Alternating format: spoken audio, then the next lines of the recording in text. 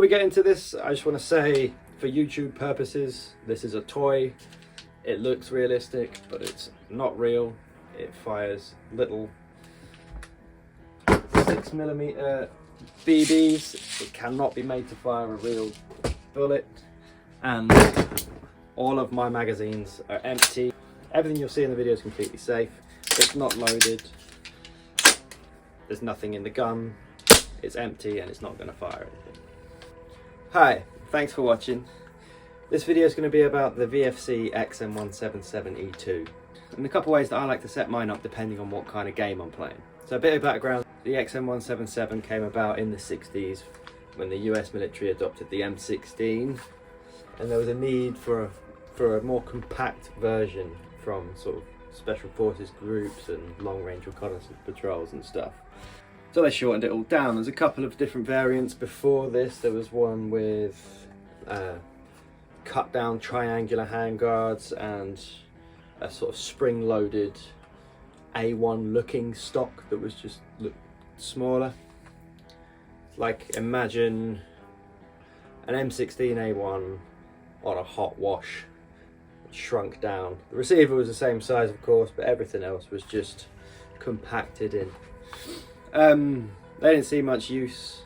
The XM177 was kind of the first used, I'd say widely used, carbine of an AR platform rifle, and is the predecessor to the M4 as we know it today, and sort of the Mark 18s and that kind of thing.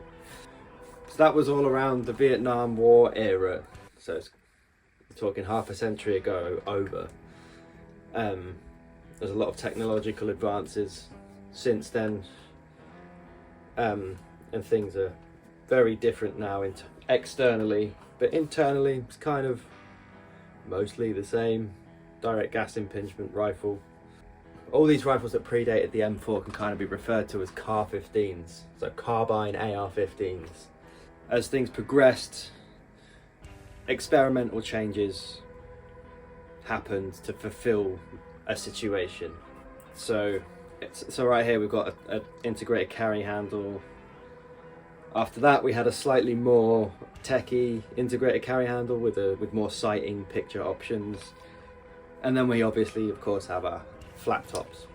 One of the necessities was to try and change the sound of it a little bit so it didn't sound like an M16 when these small behind enemy lines squads would fire off their weapons. So they sort of came up with this weird experimental muzzle device that kind of gets classed as a suppressor now, even though it's not. It dampens the sound a little bit, and it apparently makes it sound a bit more like an AK. If you ever played Call of Duty Black Ops 1, this is kind of the commando rifle. This is what it was supposed to be, only that one obviously had a flat top. Shouldn't have really had a flat top. It should have had a carry handle, but I guess then it would have looked too similar to the M16A1 in the game or something, but I don't know why they did that. This is what it should have been. There were versions of the M4 that had a carry handle that are referred to as the XM4, which is kind of, Call of Duty just kind of confused everything when it comes to, you know, the real world firearms and what they are. So without getting too carried away into that, so what about in Airsoft? In Airsoft we've had CAR-15s, XM177s, that kind of thing, as AEGs for the longest time. Marui had their M16A1. They also had an XM177. I believe they even had a 653, although they're super rare. I think I've seen pictures of them, or maybe they were custom made, but the 653 is kind of like this A1, but so A1 carry handle, but with a pencil barrel and no moderator. Then Marui had their A2 series. You had some other companies coming out with their versions. JG making sort of, you know, the budget Marui clones in both plastic and metal, if I'm correct.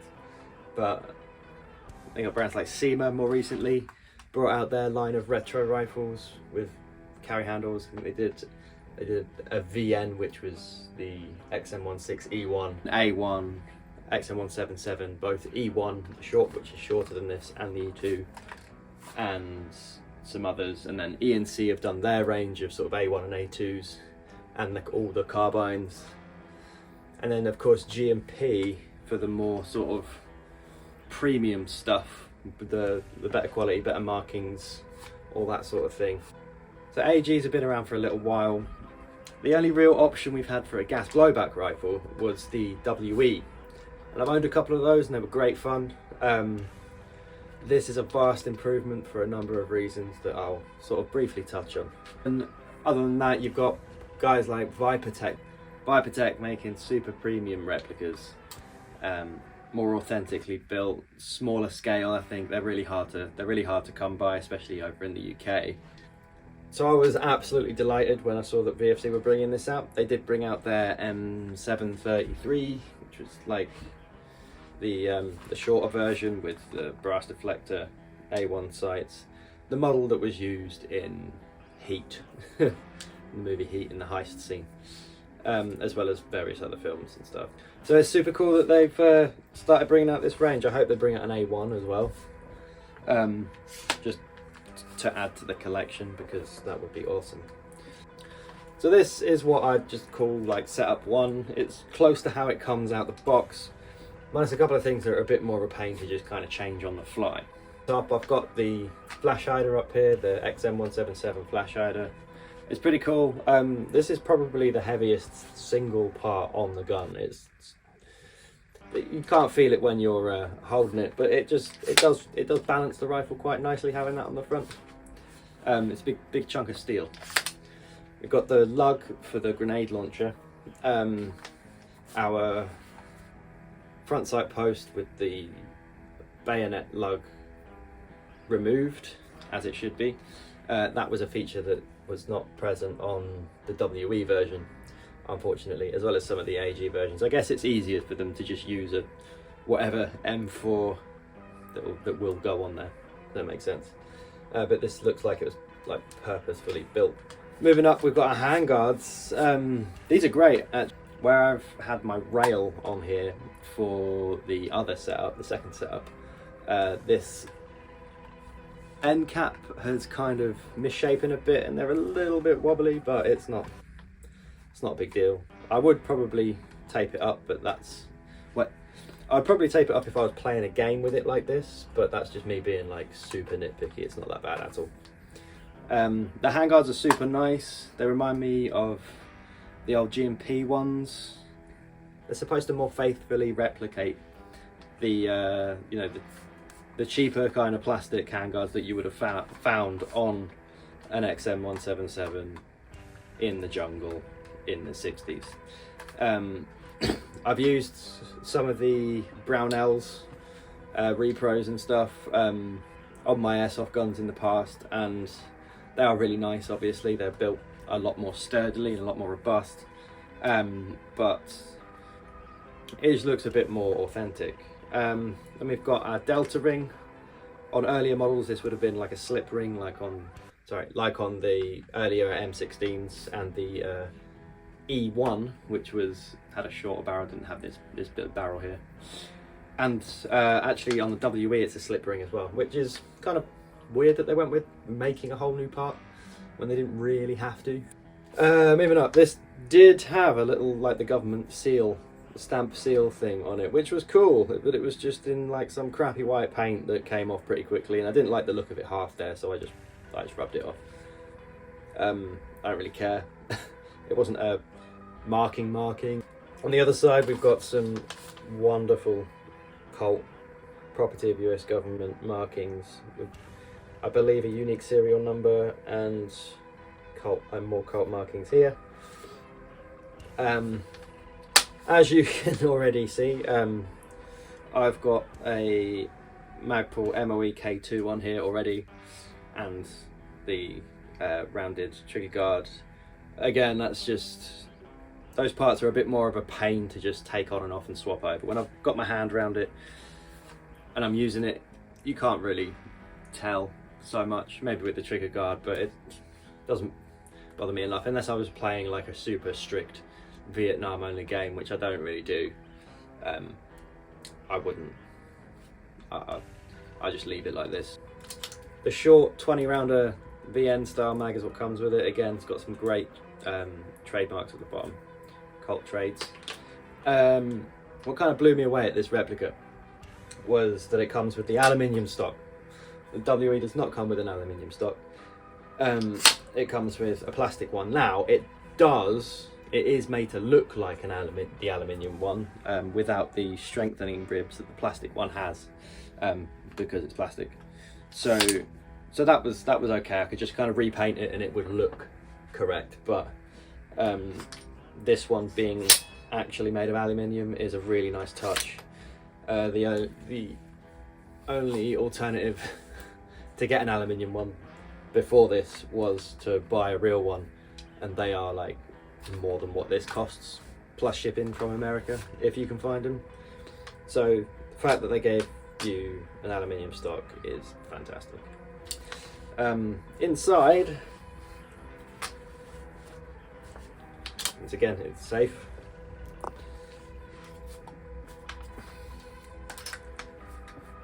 Inside we have a lot of steel parts, which is great. It seems to be incredibly well put together. It's VFC's version 3 system, so as far as I'm aware, I don't know too much about it, but some weaker parts from previous designs have been strengthened and simplified to have less sort of malfunctions, and be less likely to cause problems. I haven't had any problems with it so far. It's absolutely fantastic out of the box, so kudos to them. Probably, as the dust cover flipped open, that reminded me of something. Probably my favourite thing this has over the WE is the hop-up adjustment. Now the hop-up adjustment on WE, if you are aware, if not, is a tiny little Allen key adjuster screw. In here you get like a stupidly thin Allen key, and you've got to stick it in there and try and find it and get it at an angle where you can turn it, and even then there's no indication as to how much you've turned it and what kind of adjustment you've made. On here the hop adjustment is a little wheel that clicks underneath the handguards at the base of the barrel. It's not going to get accidentally moved when you're there. It's a bit of a bitch to get these off, I'm not going to lie, but it is a really fine adjustment. It stays in place. Once you've adjusted it and you've got it set up to how you want to have it set up, you're not going to need to move it again anyway. So that was a nice touch. The only other real thing with this setup is obviously just a simple green sling. This was a cheapo one, but it does the job. The gun doesn't really require a lot when it's set up like this. It's super light, and that's one of the benefits of it. In the summer, this is how I'll be running around with this outdoors on hot days in my sort of stripped down kind of Vietnam, sort of like a Mac V-esque inspired loadout. While we're on the topic of it being lightweight, these magazines are ridiculous. They're not quite as ridiculous as the new GHK Glock mag, but these are incredibly lightweight. I think by comparison, it's about the same as 2 mid caps taped together. So it's not as light as a mid cap, that's ridiculous, but it's nowhere near as heavy as some of the other brands like the WEs and the MWS and the WA system mags. Like, these are super light. I was really happy about that. I run around with 8 of them. So that is setup 1. The only other thing I sometimes have is this scope. Supposed to be kind of, you know, a retro 420, 422 carry handle scope, but this is a pile of shit. So this one's made by Vector Optics, who do make some good stuff, so I was quite disappointed when I found that this just doesn't work. But aside from the fact that it's the wrong way round, so it should be, I believe it should be longer at the front, but this is longer at the back. So aside from the fact that it's the wrong way around, I've completely taken it apart. I've unscrewed this and taken all of the adjustment parts. I've taken them out completely and looked through it, and it's exactly the same, makes absolutely no difference. So for what I paid for this, I think I paid about £70 for this. That was shipped from somewhere in Europe, in Eastern Europe. I was pretty disappointed by this. I just use it as like a spotter scope. So I do mount it to the carry handle, and I'll be looking down it to sort of find whoever's out in the distance and where they're at, and then I'll drop down to my iron sights, because there is a hole through it, so you can still see your iron sights. There's a hole through the mount. I'll drop down to my iron sights to sort of have at them. The other thing that I love about this over the WE is the bolt stop. It's way more reliable. It works every single time. With the WEs, you kind of have to accept that your bolt stop is it works if it wants to. It'll work for like the first week that you have the gun, and then it'll just decide to stop working. And it was really annoying. That's at least my experience. So that's setup one. I'll use it for, well, I use it when I'm running like more of a Vietnam era inspired kit. When I want to run around with it more lightweight, or maybe when I'm lending it to someone, if I lend it to someone.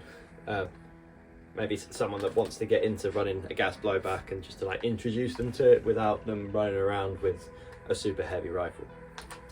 So I'm going to try and set up number two as we go. So, and I'll kind of talk about what I'm doing as I'm doing it. So I don't really like playing with the aluminium stock on it. I'm really worried about scratching it up. As I said, they're kind of hard to find. I'm sure VFC do sell it as an extra part, but I'm sure they'll sell out very quickly for both airsoft replicas and people building real steel ones, just because they're easier to get hold of. So I have unfortunately scratched it slightly already, which sucks. So I don't really want to play with it on. It's mostly for displaying it, or like the odd game, I guess. I do have a plastic stock that can go on in a similar style, but when I've got it in setup 2, I use something more fitting to that build. Setup 2 is much more sort of modern and tactical. It's kind of inspired by, if you check out Bone Tactical, it does just, you know, like tactical training stuff online for sort of private security. He's got a video where I think it's called like Field Lost Gun, and it's like something that he got hold of for some work in South America, and it's basically like a retro CAR-15 with a carry handle and a rail, and I guess this was kind of inspired by that. Everything that I'm replacing with like a real part. So for a stock, I've got the Fab Defense stock. It's a really nice stock. I had an airsoft version of it on a gun once, and I just really liked it. I like the way it looks. It's got some quick detach sling point holes on either side. It's super stiff, it's super sturdy. I have got a little bit of tape in here to provide a bit more friction. I got this from D&B Militaria. They do lots of surplus gun parts, as well as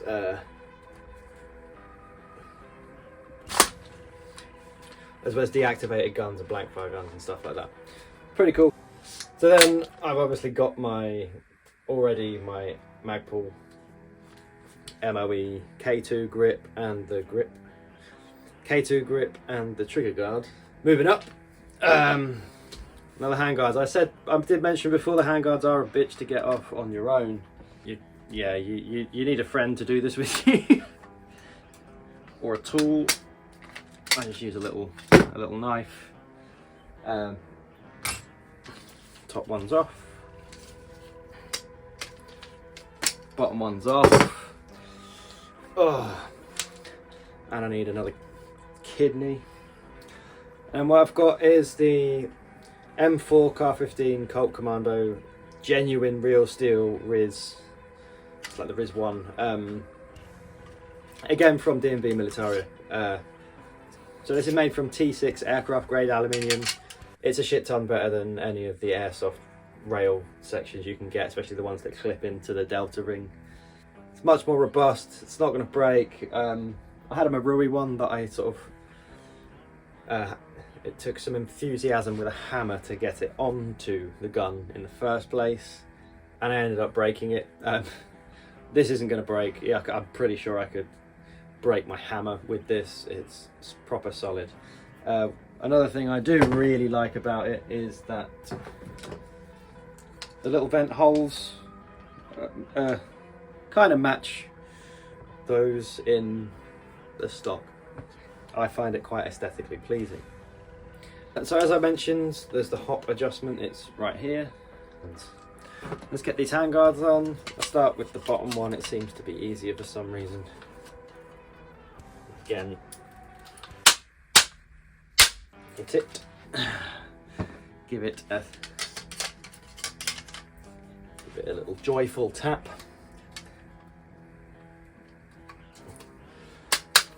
You know what, that delta ring is so stiff. I mean, it's great for, you know, doing its job and all, but anywhere like this ain't going anywhere now. But now I've got a nice, comfortable, much more controllable grip. I've got some little sections of rail cover I like to use to cover up bits of the rail. I do like the look of some exposed rail. If I use a full length cover like the one up top here, I cover up the QD sling point, so I don't like to do that. Yeah, moving up. So we're gonna replace this lovely but kind of heavy steel flash hider muzzle device thing with a replica Surefire muzzle device. This is the 4-prong for the SOCOM suppressor.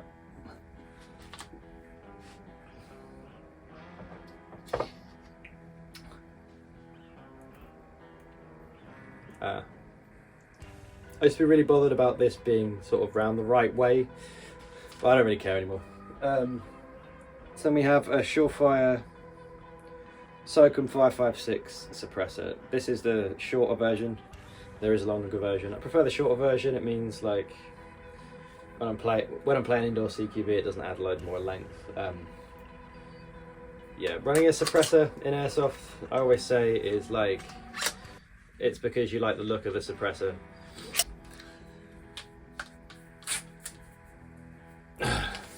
And it's on. So now we're already looking kind of like a mishmash of different eras going on. So to go with this sort of more modern look, I kind of use this as my last mag, just because the sort of more modern tactical ones, again, so lightweight, are higher capacity. So I'm obviously gonna opt for those over lower capacity. I'm pretty sure these are 30, maybe 32 rounds. I've not checked. And that's sort of almost the complete look. The only other thing that I use, kind of the crown jewel of this build, and that's this lovely Aimpoint 9000 SC. I guess it's kind of a throwback to like late 80s and 90s Delta vibes. They obviously had 2000, 3000s and 5000s. But this kind of looks the part. I love it. It feels great. The glass is great. It's super, super clear. The dot is brilliant. And yeah, pretty chuffed about this. This, as I said, is the crown jewel of the build. It completes the look.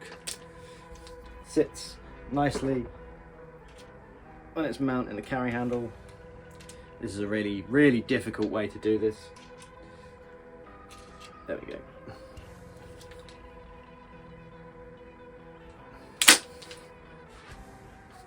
And there we have it. So this is my setup 2. This is how I've actually used it so far. I love this stock. It's got a nicer cheek weld and a really thick, sort of more robust rubberized stock pad. It's really comfortable. Still, obviously, the buffer tube is obviously still only 2 positions, which is fine. I don't really care. That all the way out is perfectly fine for me. Got quite long arms, 6'1", so that right there is perfect. A little chin weld for the red dot sight, for the aim point, and then down to a cheek weld for my iron sights. Really comfy on this stock.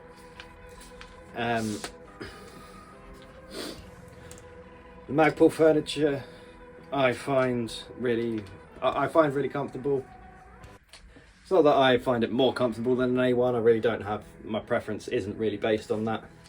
It's based on the look of it. I really like the look of it. With that coupled with the trigger guard, then thrown into an A1 carry handle is something I just find really appealing looking. Just sort of an amalgamation, a blend of old and new. That's something I just think it's cool. It's a little bit different to what you might normally see on the field, and I really like it. The rail is kind of as retro as I can keep it, but to still have the benefits of having a rail. So I've got my Magpul slightly angled grip here. I don't know what it's called. It's really nice. If I'm playing indoors, I'll have like a little scope ring on the side here with a flashlight that I can just control with my thumb.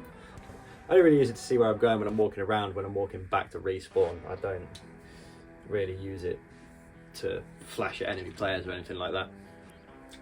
Up to our suppressor, Surefire. It's kind of cool. I'm not really sure who makes it, but it was a cheap Chinese Airsoft copy.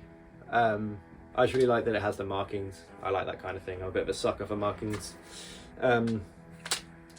And then topped off with our aim point 9000 to sort of in place of a 5000, let's say.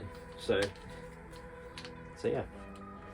I've got a couple of these mags. They're great. I have some of the Gen 3 mags. They've got the little red tab. They work perfectly every time. The 20 rounder that came with the gun comes with a V3 mag, obviously being a V3 gun, with the red tab. The red tab also lets you have a dry fire mode, so you can intentionally get that out of the way and use it dry fire to your heart's content. That's a bit low on gas, that one. Equally, they look fucking badass in this build, I think. And again, just as lightweight, they fit really great. Some of them, this is worth noting, some of them were really stiff to get in, and it took me sitting there with them really struggling to get them out and pulling them out and then going back in again and then doing it again until they all kind of softened up, either the magwell or the magazines. And I put a bit of silicone oil on them and stuff as well, but now they all fit like perfect. There's no wobble in them, like they're fine. The older V, they got the tiniest amount of play. The older V2 mags have got the tiniest amount of play, but that's if you're being super nitpicky. I do really like the look of the V mags with all the nods to modern era stuff that's on this. But yeah, so there's information out there about, you know, like the stats of what this can shoot and like how many mag dumps you can do before you need to fill up the gas and how far it shoots and what BBs are best to use and stuff. There's videos on this one, and maybe it's the 733 that there's more information on, but it's roughly the same, you know, if not a little better with this, with it being a V3 system. All I can do is give you sort of my experience of actually using it in the game and how I found it to be. So firstly, the gas efficiency. I leave my mags gassed, as you always should. Keeps pressure on the seals, keeps everything lubricated and ready to work how it's supposed to work. I didn't top them up before we went. I probably should have done. If I'd remembered to, I would have done. But I didn't top them up with gas before we went. I just filled them up with BBs. Now, when I went to Chrono, being in the UK, our FPS limit is around 350 FPS. So So I think maybe with the gas that I had in there was like red gas or black gas or something, and it was shooting hot, like really hot.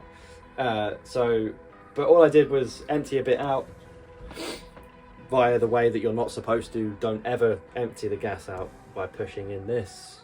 That's one way to like shit up your mags and mess up the seals and stuff. You don't want to do that. But I did it just to, you know, be a bit quicker about it. And then put in maintenance gas, Abbey 144A maintenance gas. It was just as crisp and snappy as it would normally be, and was shooting within the limits, so I was able to play with it. That in there right now is the maintenance gas. It's 144A maintenance gas. Now the benefits of that are it's really cheap. Well, I say really cheap. It's a lot cheaper than running some brands of green gas and red gas. So I didn't top up my mags again. Game started at like 10 AM. I played every game, and it got to like 1:30, and I thought to myself, I should probably top up my mags with gas. That's unheard of. Like with all of the other gas rifles I've used, you have to top up your gas every time you refill them with BBs. That's just how it is. Not with this. It was a nice warm day, so I'll give it that. But I was also using maintenance gas, so I got through half the day pretty much on the same gas in the mags as a week before when I was testing it at home. That's phenomenal. That's great performance. It's just brilliant. Like at no point did I feel like no, I should hold back here because I don't want to, you know, because I don't want to run out of gas in my mags. Every time I had to pull the trigger, I was confident I was going to pull the trigger and it would go off. The thing I love about using gas rifles is it's instant, so I know that my gun's going to go off probably before the AEG that's most likely to be around the corner waiting for me, and that gives you like an edge when you're playing. And that's, for me, that's what gives me the rush of playing, just being confident in your stuff and that it's going to work. The other great thing I noticed when I was using it was that I could be a lot further away from the other player and hit them while their BBs I'm watching hit the floor in front of me. So I'm outranging AEGs, and that was fantastic. So when I initially started making this video, I hadn't had much in the way of gaming experience with it yet. And so I might have just overlooked some of the negatives because I was so excited to just be, you know, have it and be shooting and stuff. And I guess that's kind of why most reviewers, you know, I wouldn't say I'm a reviewer at all, but it's kind of why most reviewers tend to wait until they've had the gun for a few weeks or months or, you know, sometimes years before they actually put out their full review on it. And, you know, I can see why. It gives it enough time to break it in and see what issues sort of arise from real, you know, heavy usage. So there was a couple of things I've noticed since doing the original video and using it a bit more that I thought are, you know, are very much worth putting in a video that I'm going to put on the internet, because, you know, originally the video was very sort of positive about it, and it still is. It's still a great gun. I still recommend it, but there's a couple of things that you should be aware of. I don't want to end it on a negative as well, so there's a big positive that I also missed out thinking about it that I'll throw in sort of afterwards as well. But first we'll have a look at these issues that I've run into on my VFC XM177. So firstly, now this isn't the big one, and just, you know, just again, it's clear, but there's a teeny bit of wobble after usage between the upper and lower. It is like very tiny, could probably be easily fixed with a shim or with some of those like smart pins you can get that sort of go in, expand a bit and then stiffen everything up. I don't know. It's not really enough of a wobble to massively, you know, dramatically affect accuracy or anything like that. Just a little annoying, worth noting. There is a teeny tiny bit of play between the upper and lower. With the Magpul grip here, I'm not going to take it off and show and explain fully. The pin and spring for the fire selector, they in this model are like retained within the receiver by like a grub screw or something. So it's like a grub screw and then, you know, the pin and spring, and that is what keeps the tension on the selector. With most real ARs, as far as I'm aware, you know, I can only say so much as I've seen, and real grips and stuff, that's done from the grip, so the pin and spring goes into the grip. So this grip has, you know, a room for a pin and spring to push up and interact with the fire selector to lock it into positions, but it's not needed on this. However, the hole for the pin and screw is where its, you know, self-contained thing is. So you do need to fill it and put something there for it to work, and that sometimes makes the trigger reset a little weird. Yeah, I'm not gonna get an example of it now on camera, obviously, because that's just, you know, how life works. But sometimes the trigger doesn't quite reset, and you have to move the fire selector for it to like click into place for it to reset. Now, I'm sure if I kept the original grip on, or a VFC grip, or did this in a better way than I have done it, that wouldn't be a problem, and it's not really a problem very, very often. But it is, again, something, if you're thinking of swapping out for like a real grip, something to bear in mind. I think something you'll have to get around. This is the main problem I've had with it, and this is the one that was sort of, you know, overshadowed by its great performance and stuff, like, and I say it's a problem. It's not rendered the gun unusable at all. On other platforms where I've had problems in this area, it's, you know, disabled the gun and turned it into a paperweight. With this one, I was shooting it all day in the garden yesterday with this problem, and aside from, you know, maybe not being quite as efficient and not cycling as it should on once the gas was getting low or cold, and I mean really low, you know, like, you wouldn't notice that it was a problem. So getting into it, the nozzle return spring broke.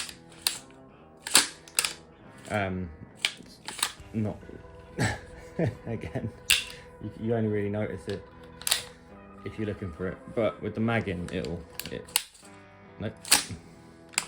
There we go. Okay, so yeah, so as I pull the nozzle away from the chamber, and where the, you know, it's pulled away from the air seal and the lubrication and stuff that would keep the nozzle sticking in, locked in to the chamber temporarily, that should spring back into the bolt carrier, right? But it's not, and that's because the return spring broke. I don't know when it broke. I didn't notice it break. I actually only noticed that it was a problem after my buddy, who bought the VFC 416 version 3 at the same time I did. We ordered them together and had them sent over to ship together and stuff, from the same place. But yeah, he told me that his like nozzle and bolt carrier had a problem, and showed me some pictures of it, and it turned out it was the nozzle return spring. And so I was like, and I just went to check mine, and mine had done the same thing. It was very sort of coincidental and a bit weird, but it was a thing. So I immediately obviously tested the gun and noticed that it still shot fine. It still looked like it was doing roughly the same power So I was a bit like, oh, was there a return spring in there in the first place? And I remember there was, but yeah, so, you know, it's a pretty simple fix. You just take the bolt apart. It's quite a common spring. I think it's the same. Don't quote me on it, but I think it's the same sort as the TM ones. It's not the same as the WE ones. But yeah, you just take it out and, you know, replace the spring. Just put this aside a sec. Take it out and replace the spring, right? Easy. No. Because VFC's screws are made of cheese. I managed to get one of them out with a lot of sort of effort, basically reshaping the Allen key, you know, and I managed to get one of them out. It took a lot of effort and time, but no matter what I did with this one already sort of moved a little bit when I was trying to take it out. So that one is stuck in there. I just got annoyed with it, couldn't get it out, got annoyed with it and just ordered a whole new bolt carrier nozzle assembly because I can't get it out. I applied heat to it, with a heat gun. I went out and bought a heat gun to try and, you know, if it was, you know, thread locked in there too much with the wrong thread locker or some shit, but no, it still just wouldn't budge. And that's a shame because I've got a ton of the springs. I think my buddy managed to get his off and apart and got his nozzle out, so I can at least, you know, use one of the springs I've got to replace that. Obviously, the thing is, I don't know if this is it seems, because it happened to both mine and my mate's gun, it seems like it is a thing VFC have done, like a cock-up they've made. So there's no guarantee that the one I've replaced it with isn't going to have the same issues.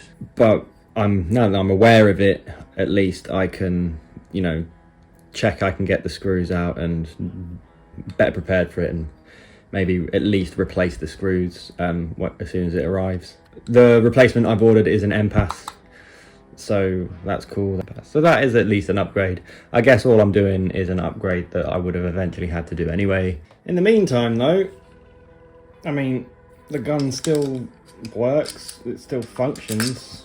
Like, I could, you know, after the excessive testing I did with it yesterday in the garden, I'd still be confident to take it to a game like this. The last game I took it to was outdoors, and I was running my MP5 in the morning, so I was only using it from about 1 o'clock onwards, but I never ran out of gas in my mags. I topped them up a couple of times with gas, like before the last game, so around 4 o'clock. I've got 8 of them, so they do, you know, last. But I also shoot a lot, and I never ran out of gas in any of my magazines. And that's just kind of crazy to me. Like, despite this problem with the nozzle, and if the screws were better, it would be such an easy fix. If I could get those screws out, it would have been such an easy, cheap fix. It's annoying that it happened in the first place because, as I said earlier, like, I'm only using duster gas. I'm only using, like, you know, 144A maintenance gas. So I don't see how there would have been so much pressure that it broke the spring, unless it did it when I did have some more powerful gas in. But that was a while ago, and I think I would have noticed it before the last game I played with it, at least. So, and I haven't used any higher pressure gas in it, I don't think, since. Yeah, as I said, it still works. It's the only real negative effect it's had on the gun that I've noticed so far is that once the gas gets low in the mag, to the point where it cycles the bolt enough to reset the trigger, it doesn't always pick up a new round. So it's not, because the spring's not pinging back into the bolt carrier, BB follower on the nozzle isn't quite coming back far enough to pick up a new round before it goes back into battery. I'm still getting 3 or 4 full mag refills on one thing of gas before I start noticing that problem. But it is worth noting. If you are thinking of getting one of these, expect that to be an issue, and order either a new bolt carrier with an MPAS and then have the spare parts, or order a couple extra nozzle return springs or nozzles or whatever you think would make you comfortable and confident that you can replace when you, and you know, get all that when you order it, so you've got it always and you're prepared. Now, the positive that I wanted to finish on is something I can't believe I actually missed in the initial video that I made, because it is so good, and that's the trigger.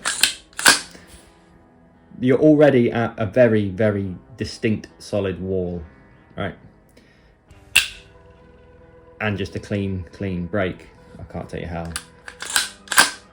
It's you know, you have to mean it when you pull. It's very sort of like a realistic mil spec, I guess. I'm guessing from, you know, gun tuber videos and stuff that I've seen, but it's very nice. It's very crisp. It's very clean, and the reset is extremely audible. See that? Yeah. So it's very good. It's very easy to get quick, repetitive shots off. I did have like a finger cramp here at one point when I was playing with it and shooting like a lot. Overall, I still think it's great. But yeah, that was just something worth me mentioning. Now, I didn't want to like go back and change everything I did in the video and redo it originally. I didn't want to go back and redo the whole video, because I would have definitely forgotten half the shit that I was talking about with it. I just would have forgotten most of it and left stuff out, and I also didn't want to take away from like my initial, you know, positive mindset towards it, because that was very much driven by the fact that it is a great gun, and so I didn't want to stain that and lose that. So what you've ended up having is a very honest video.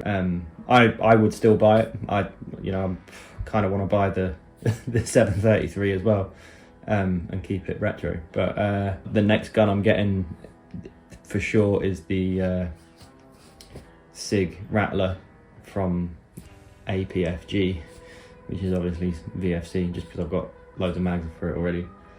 So it's not put me off the platform in any way. It's just something that is worth being aware of. A couple of the parts, although VFC have done a great job improving from version to version the internal parts, there are still a couple of parts that need some attention, but those parts are easy to replace and cheap to replace. So I think the whole bolt carrier that I got was 35 quid posted, so it's not the end of the world. It's a little bit of a wait, but in the meantime it does still work. The only reason I've replaced it is for my own peace of mind, really. It does still work. I will happily go play a game with this tomorrow, and I'm sure it will still kick ass. Thanks for watching. Like and subscribe. I will, I guess, try to put more content out slowly. I don't have a lot of time for this at the moment, so, but I would like to make more and get it out there. So I appreciate the views and stuff, and like seeing the views slowly creep up on my first video is really what made me want to finish this one off. So yeah, thank you for that. And yeah, I'll see you in the next video.